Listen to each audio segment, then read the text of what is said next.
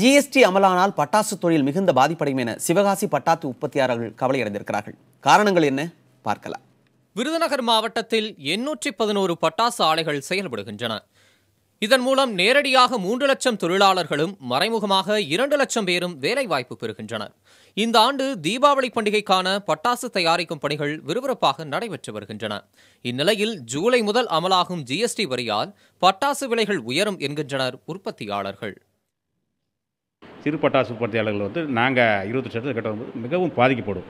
கூலி சரியாக போட முடியல, வாங்கின கடனை கட்ட முடியல. இப்படி சூழலில் ஜிஎஸ்டி அமலானால் சிறு பட்டாசு ஆலைகள் அனைத்து தொழில்களும் பாதிக்கப்படும் ஒரு சூழலை ஏற்பட்டிருக்கு. ஃபயர் ஒர்க்ஸை பொறுத்தளவில் எல்லாமே கையினால் செய்கிறோம்.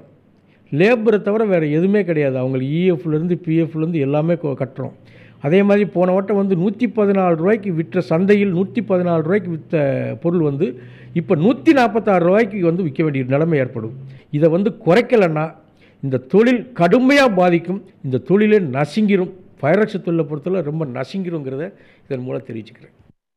இதுவரை பட்டாசுகளுக்கு 1 முதல் 2% உற்பத்தி வரியோடு 14.5% மதிப்பு கூட்டு வரி வசூலிக்கப்பட்டு வந்த நிலையில் இனி இவற்றுக்கான வரி 28% அதிகரிக்கும் என்கின்றனர் உற்பத்தியாளர்கள்.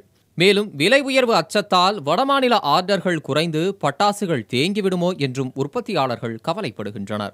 விலை உயரும் என்ற அச்சத்தால் வெளிமாநில ஆர்டர்கள் இதுவரை வராததால் தீபாவளிக்காக தயார் செய்யப்படும் பட்டாசுகள் தேங்கிவிடுமோ என்ற சந்தேகத்தில் இருக்கின்றனர். தங்களின் கோரிக்கையை ஏற்று பட்டாசுகளுக்கான வரி குறைக்கப்படுமா என்றும் உற்பத்தியாளர்கள் எதிர்பார்க்கின்றனர். புதிய தலைமுறைக்காக சிவகாசியில் இருந்து கணேஷ்குமார்.